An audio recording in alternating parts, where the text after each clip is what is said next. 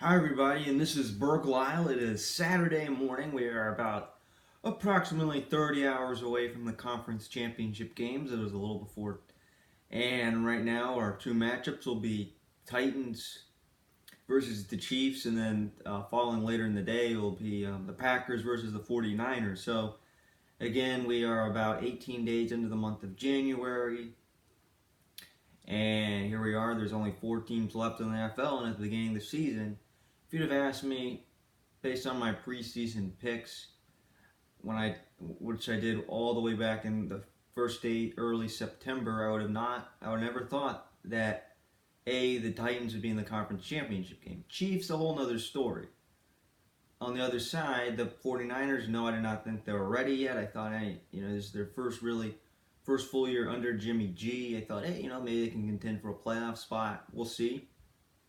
Since I knew there was obviously the Sean McVay led Rams who just went to the Super Bowl, and of course the Seahawks. So you're wondering who would be better between maybe the 49ers and Seahawks. I never thought that both of them would be far better than what the Rams were. And then on the other side, you have the Packers, who I thought this is the first year under Matt LaFleur. Maybe it'll take some transition time. Maybe they can make it to the playoffs, but I not think they'd be 13-3. And not only 13-3, they were in a three-way tie for the best record in the NFC. And the Saints, who again were very nearly the number one seed, may have been the best team overall in the entire conference, maybe even the second best team in all of football, and only the Ravens. They were the third team in that tiebreaker. They ended up losing to the Vikings in the first round. So then you have the Seahawks come into Green Bay, and again, who at one point in time considered to be better than the Packers, probably, certainly around football. The Packers come in and win, so that's pretty much what happened. So in this episode, to try to get an idea of what the teams were, since yes, obviously we do previews what they were recently, but really I want to look at what happened last game and see is that a continuation of a trend, or was that something kind of new that already happened with these teams, right? So again, and these are regular season rematches, which I will talk briefly about those as well. The Titans did play the Chiefs way back in Week 10. And the 49ers beat the Packers in Week 12. So right now we'll just kind of go over the divisional round to just kind of give you all an idea, give myself and the audience an idea of basically how the teams played this weekend. And then we'll do a preview, and we will make our game picks. So first up, Titans Chiefs. We'll do the AFC side first, then we'll move on to the NFC. So the Titans. So they end up beating the Ravens, which was one of the bigger upsets really of the season. Beating a Ravens team that is 14-2, and not only that, they have the NFL MVP in Lamar Jackson. They're one of the best rushing teams ever. And not only that, they had a better defense than the Titans. So in every way possible, they were better. And last week, I said there's no possible way the Ravens can beat the Titans. Sure, Derrick Henry can rush for 200 yards, and Ryan Tannehill can throw for 100 yards or less. And okay, maybe stuff can happen. But yeah, but first, I'll go through kind of how they beat the Ravens. So opening drive, I believe the Ravens had the ball first. Either way, it doesn't matter. So the Ravens looked very promising to start out in this game. I mean, Lamar Jackson put together a nice run, what he usually does, and then you have that 12-yard completion to Mark Andrews, a tight end, and then Gus Edwards pulls up a 19 run. So that is kind of this is in the first quarter. So this is kind of typical Ravens offense right there, of just things that happen all the time. You have these type of drives all the time. That is a very, very typical Ravens drive. Well, you know what happens? Mark Andrews fails to make a catch, and that pass would have gotten into the red zone. So all of a sudden, intercepted by Kevin Byard, who's had more interceptions than really one of, if you look at the rate of interceptions, has some of the highest rates of anybody in the league over the last 3 years. And you know what? He returns it all the way to midfield. And then there's a penalty. Lamar Jackson basically tried to tackle him, right? But I think it was in kind of the worst color area. So now all of a sudden you have the ball in the 35. And you know what? They go down the field and Jonnu Smith catches a 12-yard touchdown pass. That was barely bounced. So it's 7-0 Ravens.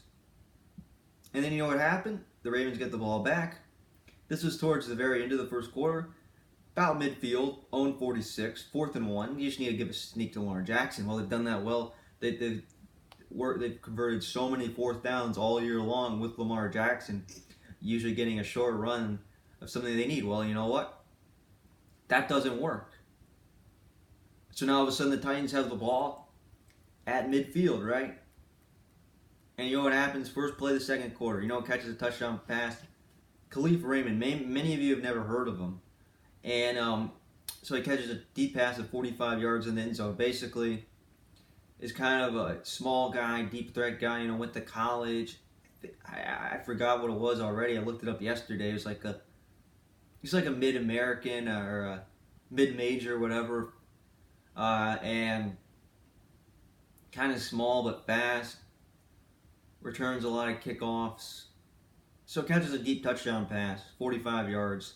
And it's 14-0 Titans, and kind of funny. That's really half of Ryan Tannehill's passing yards right there. And most of his passing yards really came in the first and really kind of in the first quarter of the game, really, and very early in the second quarter. Since, again, how does this happen? How is it 14-0 already?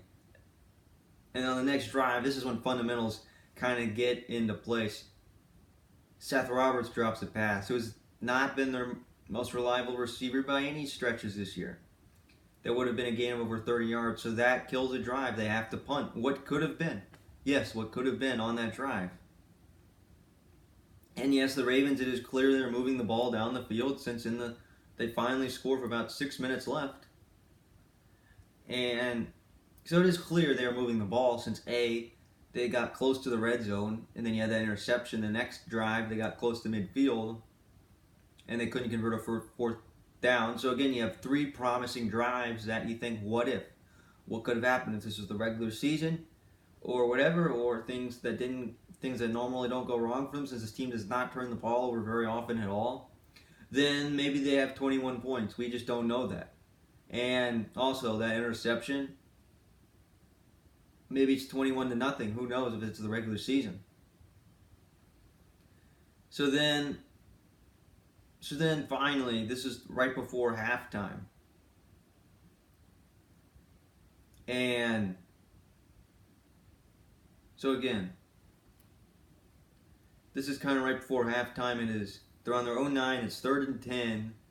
And Lamar Jackson hits Seth Roberts for a 26-yard gain. Okay, and then this was one of the plays of the game, and I'm sure many of you listeners have seen either A, watching the game, B, seeing highlights. If you're familiar with know what I was talking about, he's basically in double coverage, if not triple coverage. There was 3 Titans fairly close to him. He made a one-handed catch on 3rd and 10, 32-yard gain, got them inside the 5. Yet, since you talk about the Ravens converting they talk about them converting a 3rd down earlier in the drive. That was Seth Roberts, who did get his redemption. Right? So they did exactly what they needed to. And Hollywood Brown, who, again, caught another long pass earlier on 3rd and 10 earlier in a prior drive. That was actually the drive they kicked a field goal. So you talk about that, right? So then they miss their opportunity again in the end zone. They kick the field goal. So it's 14-6. So it is clear. They're moving the ball. It is 14-6. And you think the Ravens are going to win. They have to come back, right? So now, all of a sudden, you go into the 3rd quarter. You go in the second half. The Ravens go basically into the Titans' red zone. It's 4th and 1 again. And they don't get it. Which, earlier in that drive, Lamar Jackson has a 30-yard run. And basically, Logan Ryan, former Patriot, made a diving play that, when you look at it from certain angles, it would have been a longer gain. It may have very well been a touchdown. It would have certainly been close to a touchdown. It was close. Yet the Ravens, so then there's another drive that they give away. And this was really the turning point in the game, where it goes from, I think the Ravens are in control of this game, but they've gotten some bad breaks, to this is the Titans game. Like, this is their game. They're winning this game for a reason. This is no longer, oh, luck or, oh, this happened. I mean, stopping 4th and 1 conversions, something the Ravens normally do perfectly, or things like that, all the bad fundamentals, right? Since you think of all these drives, it seems like the Ravens, from what I've already read, the Ravens have had basically 4 really good drives. Yet they got 6 points out of this, right? And like I said, at the end of the game, you'll be shocked to find out of what really happened. But again, that play, something that just didn't go right for the Ravens. So now it's the Titans' ball. Derrick Henry has a few rushes. So it's 3rd and 1. The Ravens can get the ball back. 66-yard run. Puts the ball on the Ravens' 6-yard line. That right there was the turning point of the entire game, where it went from, oh, the Ravens are in control, to no, now the Titans are in control. So that happens. This is in the 3rd quarter. And 3rd and goal. Appeared to be a wildcat. Derrick Henry ran, did a jump pass, touchdown to Corey Davis. Again, like a lot of the plays in this game, if you were A, watching, or B, watch the highlights, you may well remember this. I mean, this is from what I observed from the game. So then that's what happens there. So it is now 21-6. And on the first play of the next drive, Lamar Jackson is strip sacked by Jarrell Casey, at times one of the better defensive tackles in the NFL.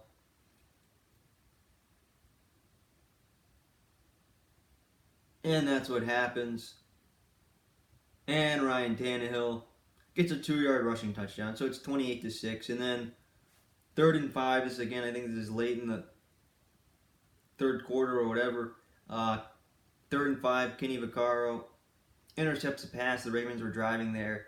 I think he read the coverage on the play, and that was at the end of the 3rd quarter. That basically ended any Ravens' chances of winning. So again, between the 2 interceptions, between the multiple times that he failed to get a 4th down, and then those 2 field goals.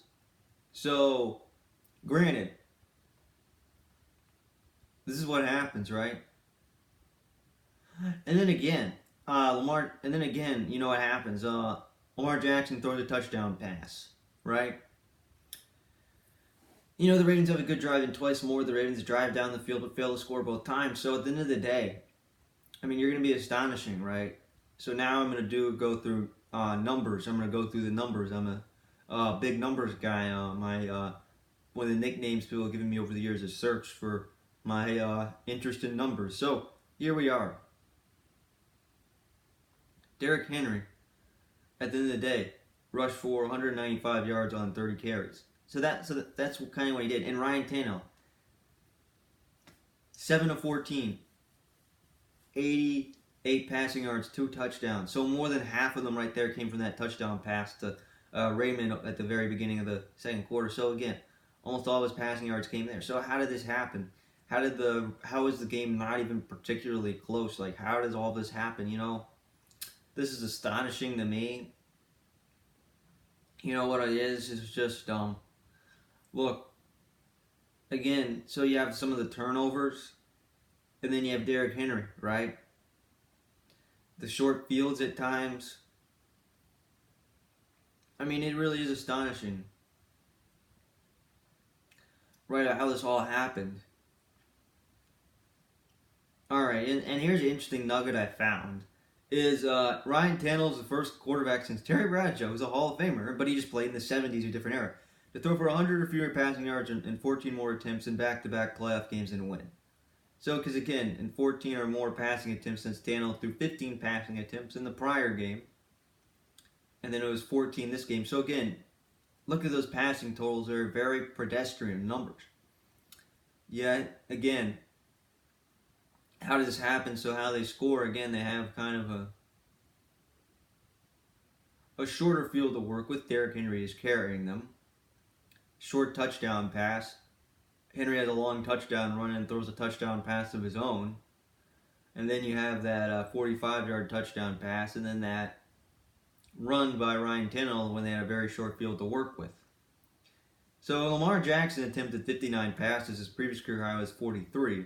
And he'd only thrown 30 or more passes, so about half of as many, just 5 times in his career, so most of the time doesn't even throw half as many.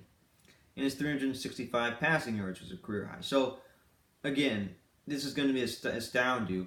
The Ravens had 530 total yards of offense, while the Titans had just a plain 300. So you look at those numbers, right? They had almost twice as many total yards, and it was clear. And like I said, what I just read, I mean, this just shows what the game trends were. The Ravens, they drove down the field pretty much every play, every drive, right? That's what happened. They drove down pretty much, and again, their drives ended in turnovers.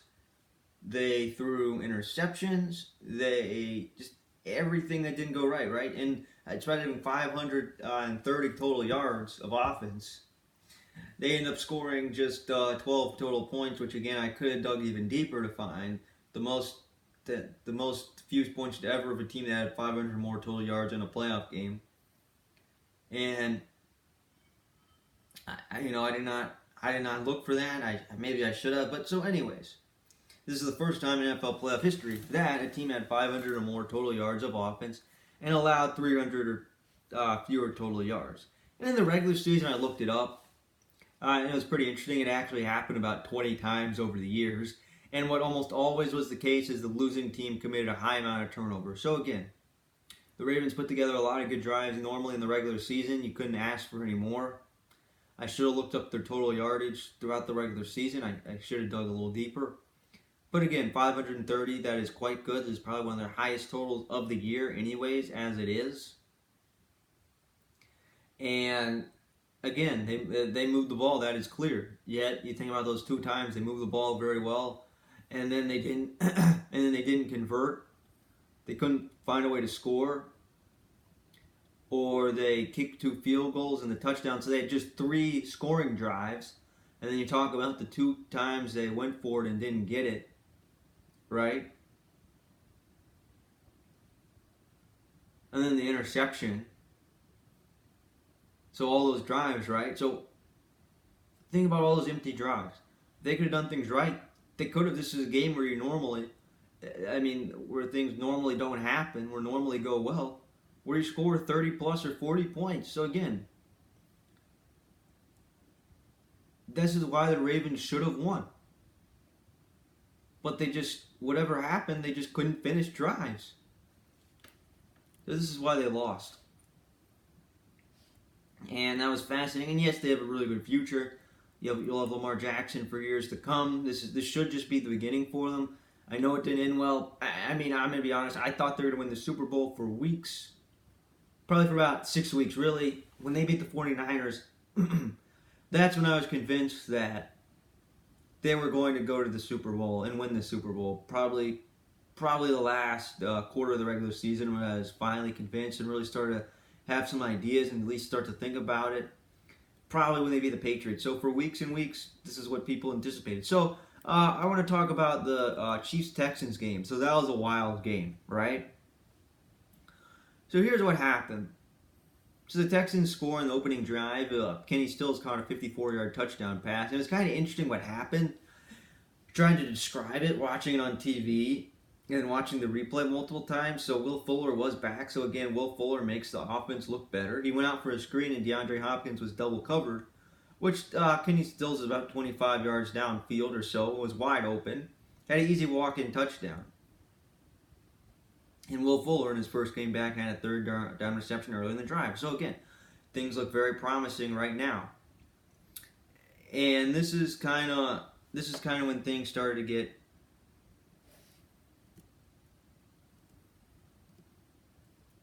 interesting.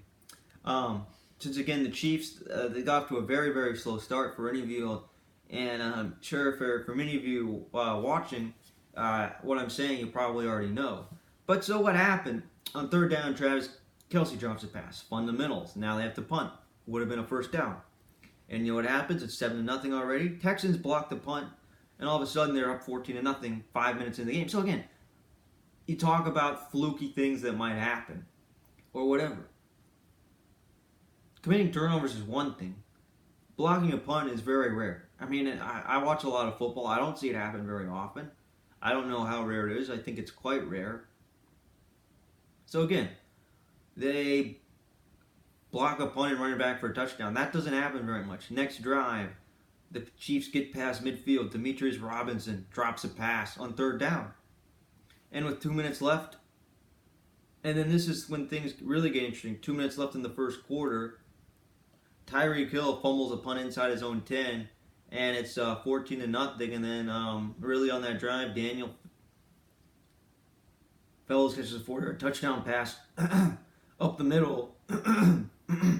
Excuse me. And it is not yet the second quarter, and it is already 21-0. So again, yes, the Texans put together one good drive, but blocking a punt, as I just talked about, and muffing a punt, bad special teams, that doesn't happen very often. Okay? Especially those two things mixed together. Alright, so that's how you get 14 of your points. From those two things with a very short field to work with. Or whatever. It shouldn't be 21-0. So if you want to talk about how it's 21-0, oh, they put together 3 great drives and they shut the Chiefs down. No. They had 2 tremendously rare and even lucky special teams occurrences. That's how you get, and for the Chiefs, that has to be brutal. On losing on plays like that. I mean, is this how you're going to lose a game? Is this how 14 of your points are going to score? And really, since all of the defense did, they had one bad drive, but then they basically, the Texans had a few yards to work with and they allowed a touchdown. So that's what happened there. And then on the Chiefs drive, the next drive, they dropped passes on second, on back-to-back plays. They look very flat so far. And so they dropped 2 passes and then they go 3 and out as Tyreek Hill is a hard catch. Kind of deep pass, got hit hard, couldn't hold on. So that's the punt. And after the punt, the Texans have the ball at midfield. It's 21-0. And they're in the red zone, and this is kind of the turning point of the game. So they decide to kick a field goal instead of going for it. So now they're up 24-0. And that's good. They're up 24-0. You know, they could have just went for it, been in control, could have been 28-0. So again, at that point in time, it was 24-0. I thought the Texans were going to win. I thought, how do they lose this game, right? It's 24-0. You simply don't blow 24-0 leads. And they just need to be careful. They need to take care of the ball. They just need to, obviously you had those 2 special teams plays, but still. And then it's 24-0, and the Chiefs, this is just when everything turns apart. They just take off. Whatever happened in the first quarter, where they just looked flat, maybe they didn't show up, whatever that was, that's gone now. Boom, 25-yard pass to Travis Kelce. After Mecole Hardman returns a kickoff pass midfield. And then boom, Damian Williams, 17-yard touchdown catch. So boom. And then here's another thing where you wonder what are they doing since 4th down management was not very good. 4th and 4, own 31. Just punt the ball, but you decided to do a fake punt. And it's 17 points. And right then and there, all of a sudden the Chiefs can just make it a 2-possession game right then and there. So you basically give the ball back to him. So Bill O'Brien, very questionable 4th down management calls. Since the first time it's 4th and 1, you're up 21-0. Go ahead and go for it. Really try to make it hard for the Chiefs, right? And then another time, that's when you go for it. When it's on your own 31, just go ahead and punt the ball. It's 4th and 4. Like, what are you doing? So you give the ball back to the Chiefs, and now if a pass interference call, and all of a sudden they're on their inside the 5, and Travis Kelce catches a 5-yard touchdown pass, and all of a sudden it is 24-21, and who was on the coverage was Lonnie Johnson, who again is promising, was a 2nd-round pick this year, and may have a role with the Texans in the future, but this year was not ready to play on a consistent secondary coverage, so was mostly benched in the second half. Yet with their secondary so so thin, so thin. Now all of a sudden, you're asking him to potentially guard one of the better tight ends in the league. So obviously that you can't. Obviously, that's a huge advantage for the Chiefs. So, and then on the kickoff, this is when it gets even worse. The Texans fumble a kickoff, and all of a sudden the Chiefs have the ball inside the 10-yard line.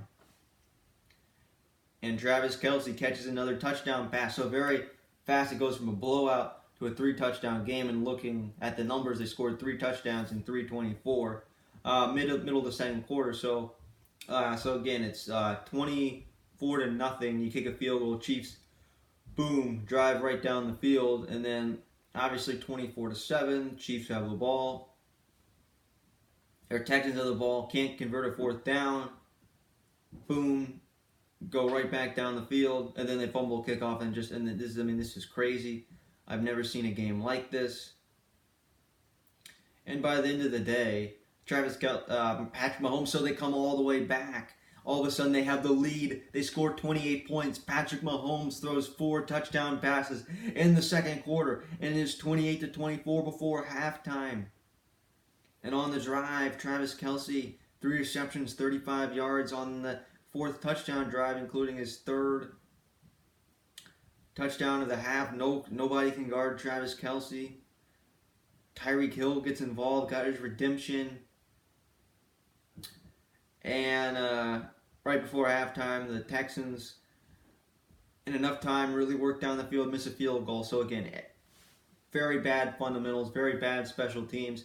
And this game in general, Texans going up 24-0, happens happens by bad special teams, by a blocked punt, and then again, muffing a punt, right? When they punted it to the Chiefs. And then again, this happens again when they fail to get a 4th down conversion. And not only that, or soon after that, they, on the other hand, fail to, and then on the other hand, they, again, losing a ball in your own territory, fumbling a kickoff. So again, things that normally don't happen. This is why this is such a wild game. So wow, Chiefs just take over. So again, you think, they're going to get blown out, and then I've never seen a game like this. So second half,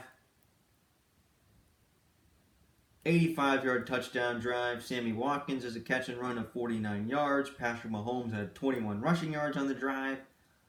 And Damian Williams scored a 1-yard touchdown drive. So it's 31-24. And then they have another drive.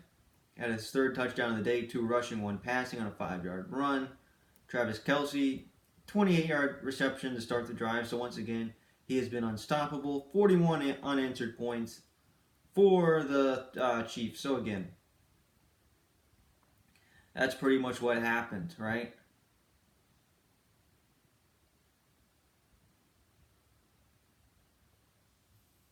So all this happens, and then finally,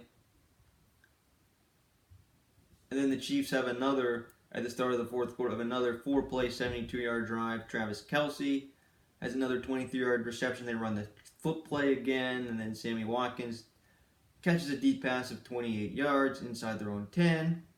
And then there's an 8-yard touchdown pass to Blake Bell, who, again, not as well known as Travis Kelce or Tyreek Hill. So think about that. A 51-7 run in the game. So it's 51-31. You know, this is crazy. I have never seen a game like this before. 51 points. A 51-31 run. Crazy game. Never seen anything like that. Should the Texans won? Yes, you should not blow 21-point leads. But again, a game goes from a blowout to then not very close. I mean, just crazy. The Chiefs were basically a sleeping giant waiting to be awoken. You know, because the Texans kind of, they started to mess around with the giant. Messed around, tried to wake him up, see what would happen. And they woke up the giant, and that was it. So Patrick Mahomes threw 5 touchdown passes, 321 yards, also led the team on rushing, 53 rushing yards, on 7 attempts. And the only other Chiefs quarterback to throw 4 or more touchdowns in a playoff game was Alex Smith, and Patrick Mahomes was the first to throw 5. So Travis Kelce, 10 receptions, 134 yards, 3 touchdowns. First tight end with 3 touchdowns in a playoff game since Rob Gronkowski when they beat Tebow's Broncos back in January of 2012, which that was the last game Tebow ever played for the Broncos before it became Peyton Manning. And Frank Clark had 3 sacks. Again, has been a great addition to them this year. The former Seahawk who replaced Dee Ford. So actually, the surprising stat, the Texans actually outgained them in total yards, but the surprising thing was so many times the Chiefs had a shorter field to work with. Like, you think about the Mecole Hardman drive, you think about, getting the ball again on their own deep into the red zone when they fumble a kickoff. So plays like that. And the 24 comeback win for the Chiefs is the largest in franchise history. And the Texans blowing a 24-point lead is their largest in franchise history. So again, a lot happened. You'll probably never see a game like that again. So regular season matchup between the Chiefs and Titans. So again, kind of a strange game. The Titans are down 10-0. You think the Chiefs are going to win. Ryan Tannehill fumbles in his own territory. And now all of a sudden the Chiefs have a short field. Well, Rashawn Evans ran a fumble back for a touchdown at midfield, and it gave the Titans the lead, 13-10 lead. And basically, they put together their third scoring drive since they were really outplaying the Titans completely. Again, it's sort of like that Ravens playoff game. The Titans just find a way to win. It's 13-13, and early in the third quarter, an interesting thing about the game is Patrick Mahomes had 3 times as many pass attempts and twice as many passing yards, so he had over 200, while Tannehill was barely at 100, so he attempted 27 attempts compared to just Tannehill's 9. And Tyreek Hill catches a red zone touchdown pass. It is 29-13 Chiefs, and then Derrick Henry, like he did throughout the playoffs, like he did against the Ravens, had a 68-yard touchdown run, and the Titans had a lead, and then all of a sudden, 20-19, and then the Chiefs lead 29-20 in the fourth quarter, and it appeared. So again, that was after Mecole Hardman had a 63-yard touchdown reception, his only reception and target of the game. So that's when you thought it was over. And Ryan Tannehill sacked on 3rd and 10 right before the 2-minute warning. It is now 4th and 17. A.J. Brown cannot make a tough catch on 4th down. And really, they just need a first down and the game is over. They're also in field goal range. And they have a bad snap on the field goal. So then the Titans somehow get the ball back, drive down the field. Adam Humphries catches a game-winning 23-yard touchdown pass. And the Chiefs come back down again, have an opportunity to tie the game with field goals. So at that point in time, it is 35-32, Titans block field goal. Very back and forth game. Especially in the fourth quarter. And then, so with that at the time, so the Titans are 4-5 going into the game, and the Chiefs are 6-3. And you really don't think too much about that. Since again, seeing the standings, since I pretty much rewatched the game, the Titans were tied in last place of the division with the Jacksonville Jaguars, who just went through a major front office change, and I'm shocked they didn't fire their coach. Right? I mean, this time 2 years ago, we were talking about the Jaguars in the conference championship game. And by the way, they very nearly beat the Patriots. Right?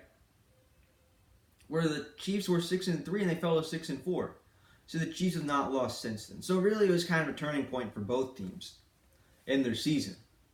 The Titans were 4-5. They could have just been another mediocre team that missed the playoffs. You didn't think much of them.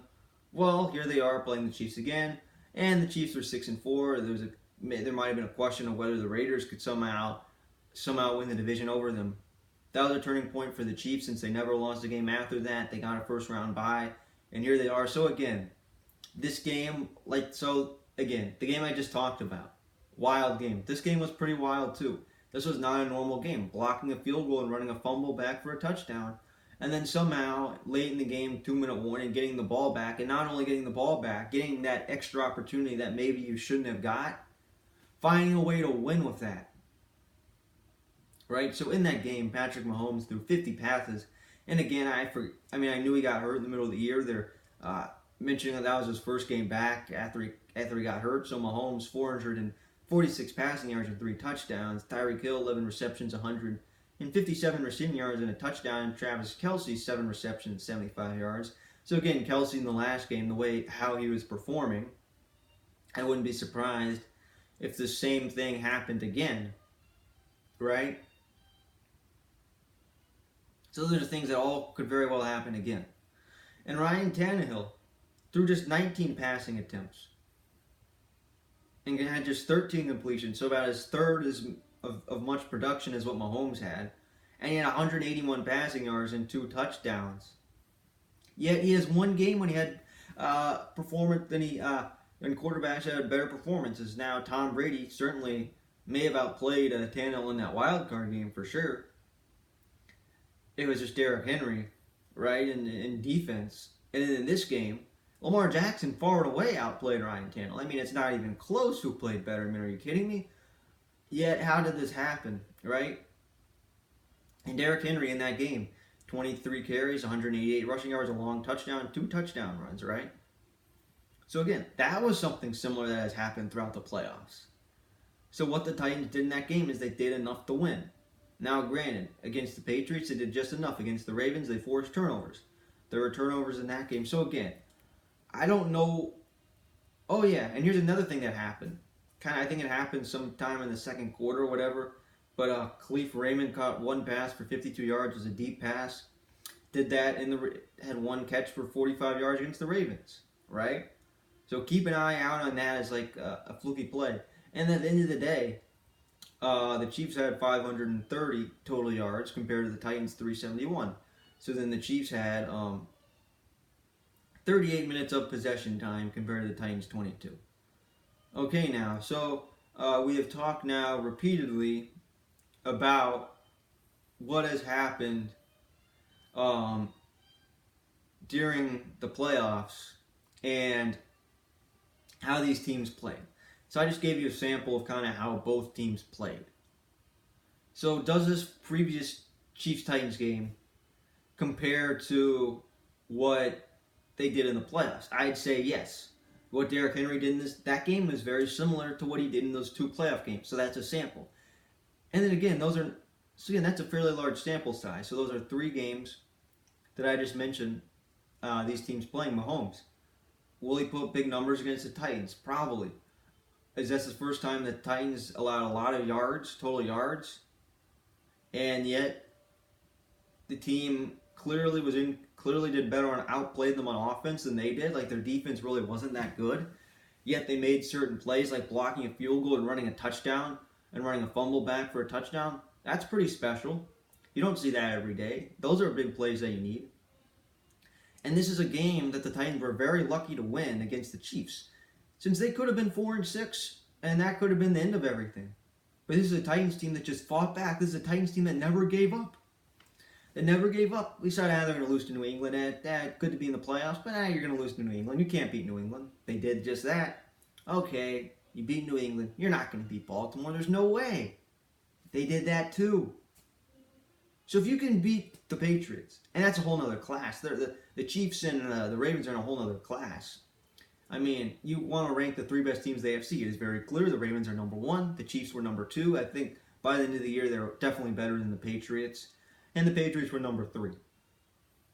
Right? So, the Titans have beaten the Chiefs once already. And that was in Tennessee, so that's a little bit of a home field advantage. So now you're in Kansas City. They won in New England and Baltimore. They've won 2 road playoff games already. They can win this game. In fact, Granted, week 17, the Texans were resting, but they've won 3 road games in a row, right? So their season was on the line when they're 8-7. In comes Derrick Henry. So whatever trend they've been doing, and Tannehill, does he need to play better? I think he does need to play better. But again, Lamar Jackson threw for 4 times as many passing yards as he did and had almost 4 times as many attempts as Tannehill, right? So can Tannehill throw for 100 less than 100 passing yards again? I mean, what needs to happen for the Titans to win? Well, I think what needs to happen is they need some luck, like they did. They need to force turnovers. They need to stop 4th down conversions. If the Chiefs elect to go for on 4th down, Derrick Henry needs to rush for 200 yards, like he did in those 3 sample size games I've been talking about. And Tannehill, again, he just needs to take care of the football. Maybe he doesn't need to throw for 300 yards. Maybe he just needs to throw for 200, and just needs to be decent. I don't know. And they need big plays too. Like, think about it. Khalif Raymond each game. These 2 games I've talked about had a big play, like somebody under the radar making a big play, or Derrick Henry having a long run. Those things need to happen for the Chiefs to win, for the Titans to win, pardon me. So on the other side for the Chiefs, going into the playoffs, we talked about their defense. This is not going to be a defensive game. I think this is going to be an offensive game. And based on the sample that I read about the Titans, the Patriots game was a whole other story. Against the Ravens, they allowed over 500 yards. Against the Chiefs, they allowed over 500 yards again. I think identical, about 530 yards. I think those are the exact same total numbers, right? So again, both of these games I think are very similar patterns. So again, the Titans defense just needs to survive. Instead of allowing touchdowns, they need to somehow find a way to allow field goals. Instead, and if the team drives and it's 4th down, they need to make stops. Right? This game is not going to be won on defense. This is going to be a game that is going to be won, really on special. This is a game that's going to be. This is going to be a close game for sure. I really do think it's going to be close, and I think the Titans can win. And unlike the other games where I'm saying, they might win. Against Patriots, they might win. The Ravens, I said no chance. This time, I am not counting this Titans team out. And here's the deal. They are underdogs once again. I have not looked at the totals yet, but I will. Eventually, I'm going to guess if I'd say over under 7-point underdogs, I'm going to say about 7 if I had to guess. They are underdogs. The question is, can they win? Yes, they can. How close is it going to be? So again, everything I just talked about of what needs to happen. I think Mahomes is going to have a great game. The Chiefs are really going to move the ball down the field. The question is, can the Titans keep up? And how much luck do the Titans get? If this is just the Chiefs play a completely clean game where fluky things like fumbles, run back for a touchdown, or punts being blocked, or whatever, or block field goals, or whatever, run back, or whatever, then maybe the Titans win. But the Chiefs just play a clean game. Mahomes throws for 400 yards. They put up 38 points. Really not much to talk about. And then the question is, what if Derrick Henry rushes for 150 yards, yet the Titans score 21 points? So again, based on what has happened with the Titans and based on the sample I have seen, I'm going to say the Chiefs are going to win. They're just more talented. They're clearly a better team. That you look at all the numbers. If you want to say advantage quarterback, it's Chiefs. Advantage wide receivers, you can go all around the board. Advantage tight end, advantage defense, right? But then you want to say advantage running back. That's the one I hope. It is on Derrick Henry. How many times does Henry get the ball? I'm going to say 30 plus. And the question is, can he get 200 or more yards in this playoffs?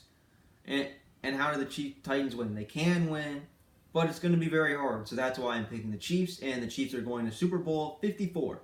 That is my pick. So I have picked the Kansas City Chiefs. So moving on to the NFC side now.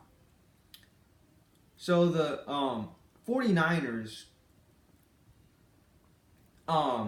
we were kind of down the stretch. We were kind of thinking about their defense, thinking, oh, it's not the same. Since they've kind of had for most of the year, their defense has been spectacular, one of the better defenses in the league. But down the stretch, it has cooled off significantly, and you're wondering what is their identity? How good are they really? Right? Well, against the Vikings, what happened is here's kind of what happened. In this game, of all the playoff games that happened, was by far the least exciting. Right? So again, Vikings 3 now. Good start. 49ers, good offensive start. Jimmy G, 3-yard touchdown pass. Kendrick Bourne kind of a sneaky red zone target to keep an eye out on. Emmanuel Sanders, 33 receiving yards in back-to-back plays. Got the 49ers from midfield inside the red zone. 7-0, just like that. But then, this is really the only good Vikings touchdown drive. So, Stephon Diggs, 41-yard touchdown. Reception, that was on 3rd and 2. So that drive ended up being 79 yards. Adam Thielen caught a 3rd and 2 down pass. So that was a touchdown pass. It was clearly on a blown coverage right then and there. And again, here's kind of interesting about the 49ers. So Richard Sherman occupies always, if you want to look at it from a defensive perspective, always guards the left side of the field. For the defense is always on one side of the field and usually shuts that field down. So teams, what they have to do is attack really their right or the offensive side's left side. It's sort of like riding a bike or whatever, and each side's opposite. So it really depends. So they attack the defensive right side or their left, however you want to put it. So or whatever you want to say. So again, that's the side of the field the Vikings attacked on that drive. And it worked. And really, this is really the trend of the game that I noticed. Tavon Coleman, in the second quarter, rushed for a touchdown. He was spectacular that game. Again, throughout the drive, 5 to 7 yards rushing pretty much every play. Just boom, little chunks here and there. There's a good run. There's enough to get a first down happen over and over again. And then Deebo Samuel, one of the best rookie receivers in the league, 3 receptions, 38 yards on the drive, including a huge 3rd and 12. And again, the last time I thought the Vikings were in the game, Jimmy G throws an interception to Eric Hendricks on his own 19, out in their position to tie the game, or at least kick a field goal, but then Kirk Cousins is sacked on 3rd down. They do kick the field goal. And for Dee Ford to get the sack, he battled injuries down the stretch. He missed games. So again, first half totals, Jimmy G, 8 for 13, 105 passing yards. Threw that touchdown in the reception. The Vikings are in the game. They're one of the best running teams in the league. But they had just 7 carries for 14 yards in that game. So again, 49ers kick a field goal. So it's now 17-10. Tavon Coleman had 3 rush carries for 18 yards on the drive. Got them into the red zone. Again, very consistent, kind of very similar to the last drive, kind of. I think it was like 5, 7, 6, something like that in terms of his rushing totals throughout the drive. Great defensive drives by the 49ers. And then really, this is the Vikings' first drive, so they have a chance to respond now. Nick Bosa, 1-yard run, then makes a play in coverage, and Richard Sherman gets an interception again. I talked about that just a minute ago. Richard Sherman's side of the field. So that's the side you have to attack, and that'll be interesting to see. You have Richard Sherman's side of the field, which he is rated the best cornerback by Pro Football Focus this year. Once again, had another outstanding season. So again, intercepted. That's what happened. And on that drive, kind of right around midfield, all plays they ran. They had 8 plays, 44 yards.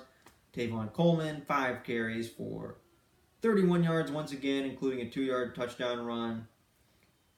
And Raheem Mostert, who has come in, has been the backup down the stretch. 3 carries, 13 yards on the drive. Came in when Coleman needed to take a break. 24-10. That was really the game right there. When Sherman got the interception, I think that was really it. And the Vikings fumbled trying to catch a punt at the end of the 3rd quarter. They were down 13. Easy field goal. They extend the lead. The game is pretty much over. So the final totals has ended up being 27-10. Kirk Cousins was sacked 6 times, including Nick Bosa had 2 sacks. And the rest of the defensive line had a sack as well. So you want to say guys like D Ford, Eric Armstead, DeForest Buckner. This is an outstanding defensive line, followed by the secondary, but followed by the best corner in the league. And Kirk Cousins, 172 passing yards. So we talked about kind of that drive early in the game when he had that touchdown drive. Well, he did very little after that. Delvin Cook, who again you could argue is who was the best running back in the league, especially in the first half of the year. 9 carries, 18 yards. And the team only had 10 rushes for 21 yards throughout the game. So that's pretty much what happened. And Kyle Rudolph only 2 catches for 4 yards. He did almost nothing, right? So the Vikings offense was shut down. And at the end of the day, this is kind of the final line totals. The 49ers ran 47 times compared to just 19 passing attempts. And then Tavon Coleman had 22 carries for 105 rushing yards and 2 rushing touchdowns. Raheem Mostert, 12 carries, 58 rushing yards. So again, when Coleman needed a break, Mostert came in. And finally, the other totals is I kind of looked through and I really deep dived. In the second half, the 49ers only passed 6 times. And they had 186 rushing yards compared to the 21 the Vikings had. And they ran 47 times compared to the Vikings 10. Well, one of the reasons why is the Vikings were out of the game. Basically, the 49ers ran to keep drives going, to extend drives, and really maintain possession. Where the Vikings, on the other hand, couldn't run. And when they did, it didn't work out. So I think when the 49ers ran, it worked. And when the Vikings ran, it didn't work. So that may have been the reason why. But seriously, rushing 5 times as many, almost 10 times as many rushing yards. And then 5 times as many rushing attempts. I think you're going to win games when you do that. And again, the Vikings only had 146 total yards of offense, and you think about that touchdown drive. Other than that, they did nothing. That's pretty much right. And the only other reason why they scored is Jimmy G threw a bad interception inside of his own territory. So obviously you were in the red zone pretty much right there. But again, the only other time the Vikings had lower total yards was Super Bowl 9 against the Steelers and 2000 NFC Championship game against the Giants. So that is twice now, right? So basically in that game, the 49ers had a better plan. They had a better plan. They did everything better on offense and really on defense. They just outplayed them on both sides of the ball. And again, this is a team that came out and did just fine against the Saints. Ended up beating the Saints. Pulled up a huge upset, right? So now this team can't even win. So again, I think what the 49ers need, and I think I might have thought about this at least once during the week, they just need a week off.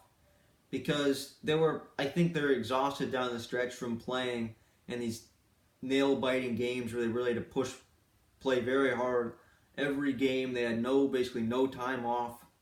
Every week they're down to the wire, just barely winning. And think about it. They're 1 yard away from having to play in the wild card game against the Eagles, right? And then they go to Green Bay. So again, who knows what happens if just a few things go a little bit differently, right? So again, those down to the wire games twice against the Seahawks. You think about the Rams again in San Francisco, that same team that they shut down early in the year, or again that shootout against the Saints, those type of games. Well, I just mentioned, that week off they could kind of rest for a week, then start to refresh.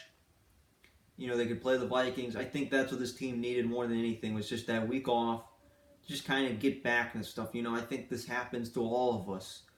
We do something, we're tired, we're worn out, we just need a break. Sometimes you can't get a break, you just have to keep pushing. Well, sometimes you do get that break that you need, or maybe you need that nap. You just need an hour or whatever, and then you're back to what you were. What the 49ers we saw in this playoff game was that team we saw that was 10-1, or that team that shut down the Packers, or that stretch in October where nobody could move the ball against them at all, where they looked like where they're the best defense in the NFL, and on top of that, they were an offense where we could say, are they the best team in the NFL? That was the 49ers team we got, not the team that we saw in December, playing down to the wire.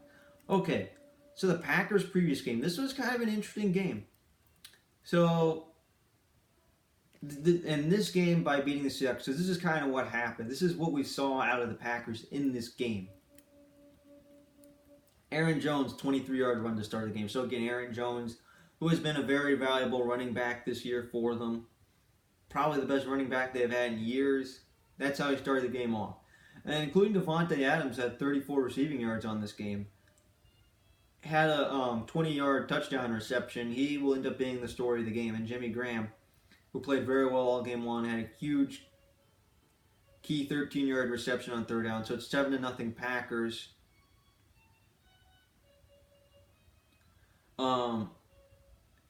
Just like that, great start for the Packers. That's what they needed in Lambeau Field, and then finally, Jair Alexander deflects a deep pass. And again, this is a huge play in this game. It was for DK Metcalf, would have gotten them in the red zone, who had 160-yard receiving in the wild card game. That was huge. And then two straight punts. Seahawks kick a field goal right before the end of the first quarter. So again, this is the Packers-led game. They had just this kind of interesting trend. I saw they had 104 total yards while the Seahawks had 52. So the Packers are not playing their offense, and this is really when the second quarter opens. So they start the second quarter with a touchdown drive. That is 75 yards. Davante Adams, 44 receiving yards on the drive. Aaron Jones, 1-yard touchdown run. So it's now 14-3. On the next drive, the Seahawks moved down the field, but they missed a field goal. And this is critical, since at the time it would have been 14-6, but instead it is still 14-3. Well, you know what the Packers do? 11 plays, 60 yards, another long drive. They start the drive off. The 18-yard run is from Tyler Irving, who again went to a small school, third-string running back, or really second-string running back. That's really all Aaron Jones. The question is, who is your backup running back at this point in time? This is basically Aaron Jones' team now, but basically does kickoffs, does punts, was picked up by them very recently. I think a former Texan, limited NFL career, but still third running back most of the time. I thought that was kind of interesting. And then there's a bad face mask by Clowney. So then they're in the red zone already, and then Aaron Jones, 1-yard touchdown. Second of the quarter, so it's 21-3. So that is the first half. So the Packers are out moving the ball, and the Seahawks, they had 2 good drives, but they missed a field goal, so they got 3 points out of that. And this looks like a game the Packers are going to win. But here was kind of the trend of the game. So in the second half, they have a touchdown drive. So again, Russell Wilson, 3rd and 6 early in the drive, 22-yard run. That puts them into their territory, and this was what happened all day long. Russell Wilson running the ball. And down the stretch, when it's Marshawn Lynch and Travis Homer, Russell Wilson has all of a sudden turned into their best rusher. Instead of being their 3rd or 4th best rushers, now all of a sudden just takes over and runs. And then DK Metcalf, who again, that athletic play he made that we were kind of talking about kind of all day long in the playoffs, ends up making another athletic catch, gets them into the red zone, and on 4th and 1, they're from the 5. Tyler Lockett catches a short pass, just short of the end zone. Marshawn Lynch, 1-yard run. So it's 21-10 now. So again, very good drive by the Seahawks. That's exactly what they needed. We kind of saw their offense. Metcalf, Wilson running. That represented them down the stretch, and Marshawn Lynch, 1-yard run. That was them right there. So now the Packers respond with a touchdown drive of their own. So Jimmy Graham, 3rd and 6, gets them past midfield, 27-yard catch and run. And So that was their drive right there. And then 2 plays later, so they're at the 40-yard line. Davante Adams catches a pass. So it's a 40-yard touchdown. So he catches, it's about 15, 20 yards. And then he caught it. So they would have been in the red zone already. And they did a move on Brandon Flowers for a touchdown. 28-10 Packers. Second touchdown pass today. So again, Davante Adams is definitely the MVP of the game. Right? And Jimmy Graham. Those are probably the two most valuable players for Aaron Rodgers in that game. So it's 28-10. And here's a kind of interesting stat I want to read. So I just saw this on the graphics when it popped up. So if a minute left in the third quarter, and I just want to go back to the last play. I feel like this could. So Davante Adams, where he's lined up, you think about Shaq Griffin, who is one who lines up, normally has his side of the field, has been one of the better cornerbacks in the league this year. I think his Pro Football Focus rating is very high. Davante Adams is basically lining up on the other side, was exploiting basically the weakness of the team, really clearly the second best corner. So what happened? So how does this work out? Against the 49ers? So anyways, the Seahawks are kind of on a long drive, and they had each had 276 total yards of offense. So the Seahawks caught up to that point, right? During that drive as well, they're inside the 10. Everything's even, yet it's 28-10. Well, what happened is a missed field goal and then a field goal. So those are two drives where every drive the Packers had was a touchdown. So let's say you have four. So this is So again, the Packers had four really good drives, 4 touchdowns, right? The Seahawks this is their 4th good drive, but missed field goal, touchdown. This is drive number 4. So that's the difference right there. The Packers went all the way. They did everything right. The Seahawks couldn't quite finish drives. That was the difference. That's why it's 28-10. So the Seahawks have a touchdown at the end of the quarter. Tyler Lockett catches it. So it's 28-7 or 28-17. So the drive took up 6:30 of clock. Russell Wilson uses legs as well, right, to pick up first downs. So then here is another key drive. So the Seahawks have another touchdown drive as Tyler Lockett starts the drive with a reception of 19 yards on a free play. And then on 2nd and 10 from the 40, DK Metcalf has a 14-yard reception again, gets through 2 defenders for the first down, and then Jacob Hollister and Travis Homer, not exactly names you hear about, had receptions of 19 and 16 yards to get them to the 5, and then Marshawn Lynch had a 1-yard touchdown run. So this is their next drive, and then Marshawn Lynch was a 1-yard touchdown run. So again, that's what happened. So that put another drive. And on the 2-point conversion, they run a corner.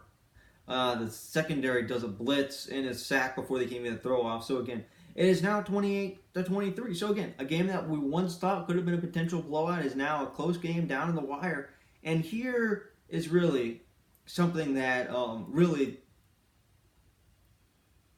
one of the defining plays of the game. So they get a sack on 3rd down. They have 5 minutes left to play, and so the Seahawks have the ball. It's deep in the 4th quarter. They have a chance. This is Russell Wilson. They have a chance to beat the Packers in Green Bay and to go to the conference championship game. And what happens? Tyler Lockett, 14-yard reception, first down, ball on their own 40-37. Okay, you have the ball now. So now that was it. They never got any further after that. That's when everything just stopped. That's just really, and then so Malik Turner drops a pass, who again really isn't supposed to be in these situations right now. That would have been a first down, so it would have been close to midfield. 3rd and 5. Russell Wilson is sacked by Preston Smith. Huge free agent signing from the Redskins. So it's about 2:30 left. So it's 4th and 11, and they decide to punt. I know, Okay, so I get you have 3 timeouts left. But you're giving the ball back to Aaron Rodgers. Just go for it. Sure, what's the worst thing they can do? They can get a field goal and go by 8. You have to go for it in this situation. You don't know if you're going to get the ball back. Why do you punt there?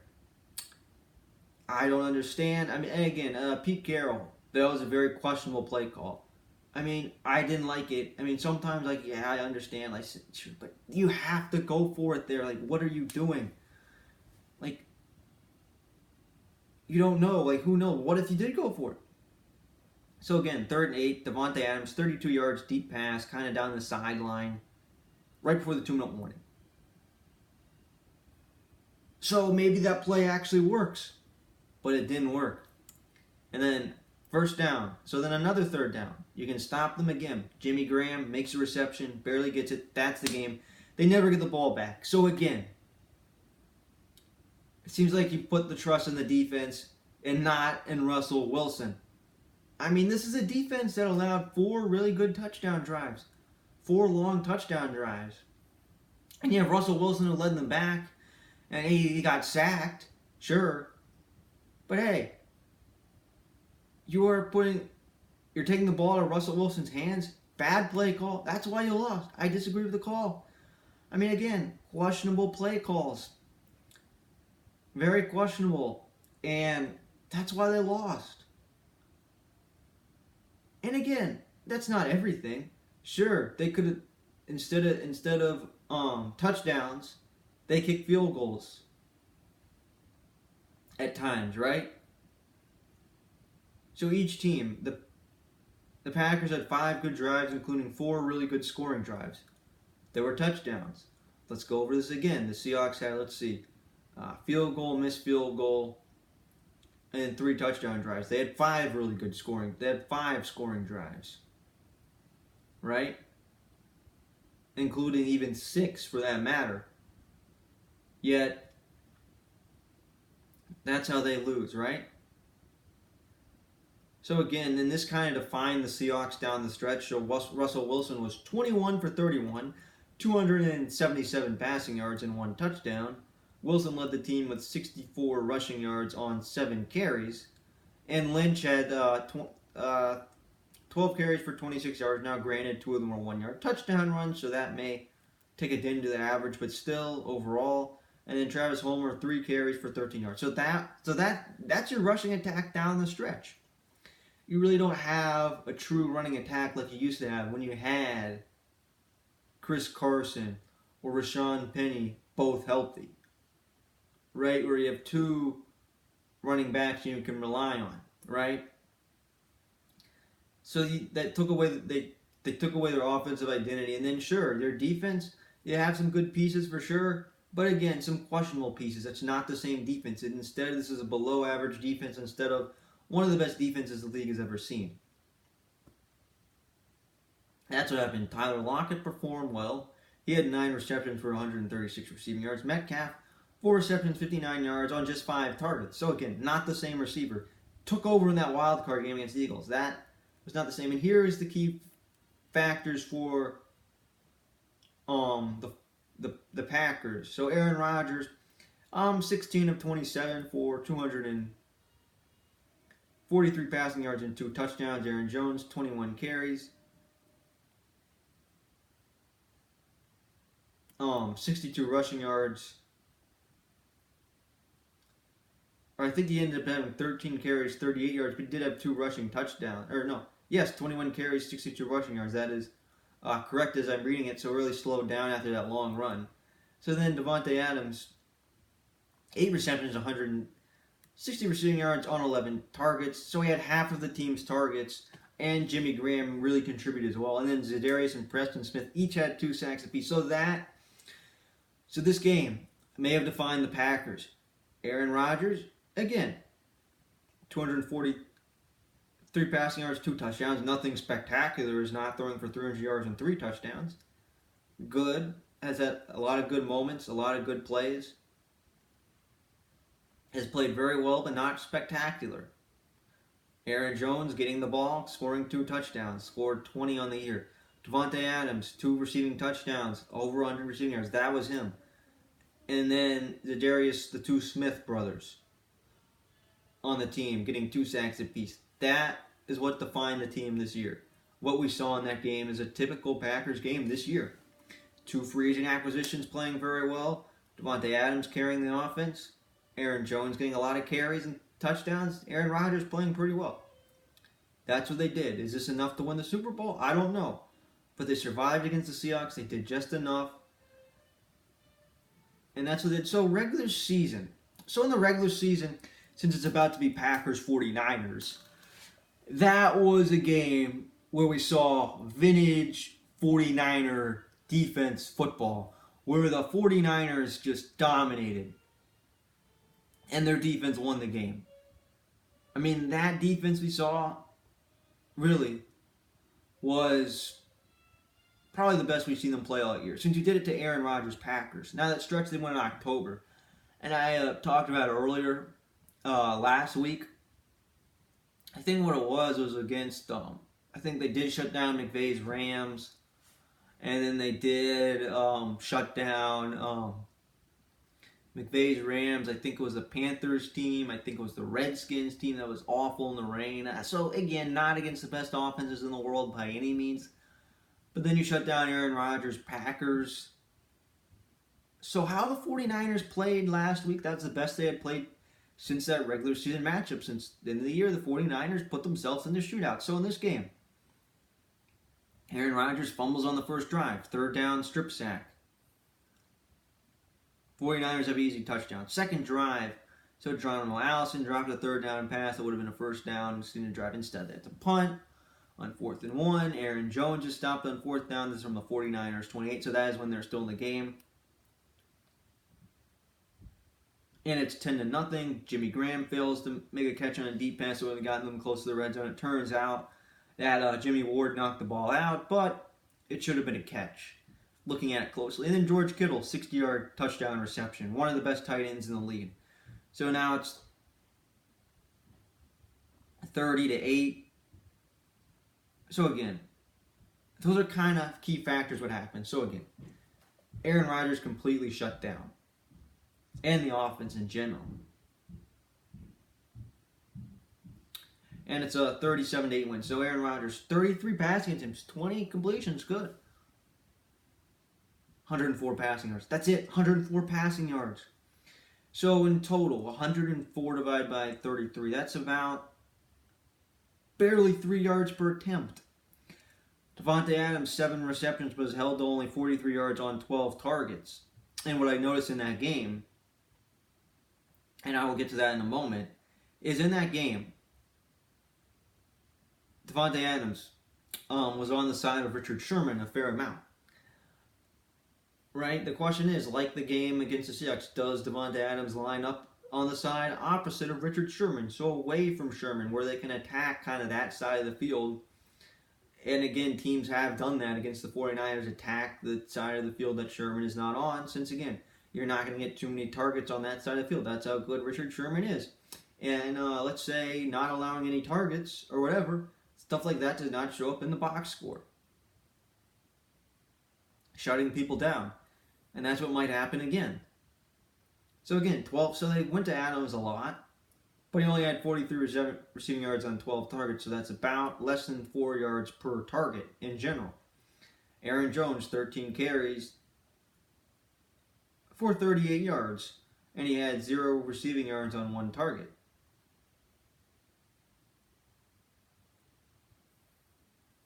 Right, 0 receiving yards on 1 target. Again, has been a good receiver at times this year. Jimmy G was good. Only had to throw 20 passing attempts, 53 yards and 2 touchdowns. Jimmy G played very well. George Kittle, 6 for 6, 129 yards, including that 60-yard touchdown. Defense had 4 sacks, 2 from Eric Armstead, 1 from Nick Bosa. So again, that is their defense right there. And they allowed only 198 total yards to the Packers. They had 7.5 yards per play, while the Packers had 2.8. Again, the 49ers were 10-1 at the time. We thought they're the best team in the NFC. At the time, we thought that they were going to potentially potentially run away with the NFC, and you could debate whether they're the best team in the NFL at the time. Well, the Packers fell to 8-3, and they have not lost since. So again, we talked about in the previous game, we talked about the Chiefs, right? And what happened there. And how they lost to the Titans and they haven't lost since. Well, same thing with the Packers when they lost to the 49ers. And it's clear that one team was better than the other then. It is clear that the Chiefs were better than the Titans then. It's clear that they're better than them now. Question is, can the Titans pull off another upset and do it again? The 49ers it was very clear they're better than the Packers then. The question is, how about now? They both ended up 13-3. And so far in the playoffs, if you want to go through games. The 49ers shut down the Vikings offense. So again, at times can be a very good offense. They just shut them down. Where the Packers went toe-to-toe with the Seahawks. The Packers team where defense became a strength for them, especially down the stretch. And they allowed the Seahawks to play right with them. When it appeared, they had a 21-3 lead and a 28-10 lead. Whatever they did, the Packers stopped moving the ball. The Seahawks almost came back and won. And maybe could have won if they would have just gone for it on fourth down. Who knows? But again, they played wire to wire. They had to do everything to make every possible play to win the game down the stretch against the Seahawks, right? So what we saw in Week 10, is that going to happen again? No, since I think the Packers will try their best to make adjustments.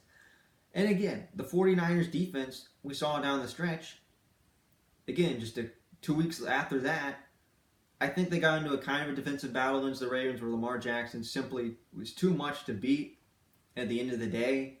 And then against 2 weeks after shutting down Aaron Rodgers, they got into a shootout with the Saints that they're very lucky to win, right? And then they get into a shootout with the Rams. They find a way to lose to the Falcons, right?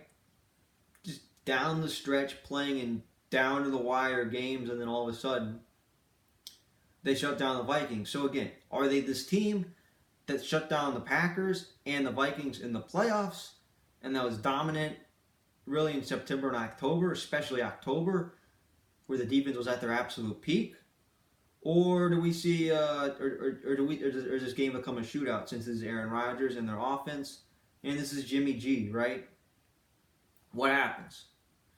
Since again, the 49ers offense performed very well. They just ran the ball. And again, the Packers, again, reading about them, they're pretty much average in pretty much every category you can think of, including run defense, if not below average, right?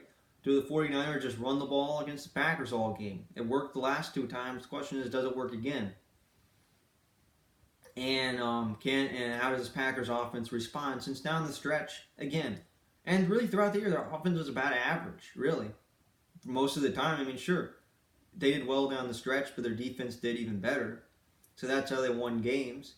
Again, this Packers team also shut down the Vikings offense that wrapped them up with the division, right? And here they are. They're playing in San Francisco once again. And this is a 49ers team that desperately needed a break. So again, I don't think it's going to be 37-8. I don't think that's going to be the case again. I just don't think this is going to happen to Aaron. I don't think you can completely shut down an Aaron Rodgers-led offense twice in a row. I just don't think that's going to happen. Again, I feel like the Packers will make adjustments. So what we saw, Aaron Jones shut down against the 49ers last time as everybody was. Well, got in the end zone twice, and we saw how he started off the game. Davante Adams, the question is with him, how good will Davante Adams be? And how often will he either be on the side opposed to Richard Sherman, or the side, or being guarded by Richard Sherman? How often does that happen? And really, Richard Sherman stayed on that side. Again, we talked about earlier. Basically the defensive left or the offensive right side of the field. Again, it's reversed, right? So things like that, right?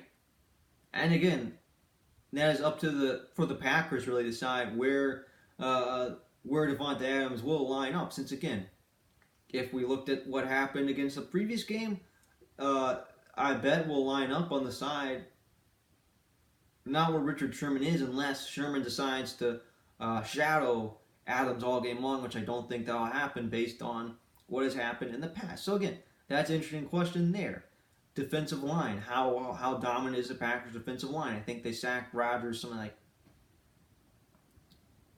4 times in the last game, including they had 6 sacks against the Kirk Cousins-led Vikings team. So this is a 49ers defense that we know we're getting back. The question is, is this the second week in a row? I think it is, and I think so. In terms of the 49ers offense, are they going to run as well as what they did the last time? So again, based on what we saw, who is more in prime position to win? Well, I want to look at the entire season. I think the 49ers are a better team, and I'm looking at the Packers again. Right?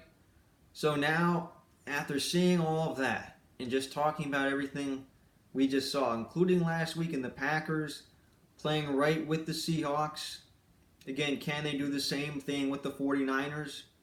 I think they can, but the question is, if they get into the same type of deficit as the Seahawks did, I think the difference is the 49ers defense might be too good. So again, they cannot afford to fall behind early in the game. I think they have to play with the 49ers. And the question is, and based on what the 49ers were, I think they're refreshed. We do not get into a shootout. I think it's going to be more of a defensive battle. I think this type of game is going to be a defensive battle. We know these two defenses both have pass rushers, can both get a lot of sacks. In terms of cornerback coverage, if you want to say advantage, everything quarterback between Aaron Rodgers and Jimmy G. Based on history, Aaron Rodgers, I'm going to have to give the advantage to Aaron Rodgers right now. In terms of running, again, 49ers, since the Packers have one really good running back, the 49ers have 2 running backs they can just give the ball. In terms of receiving core, it's close.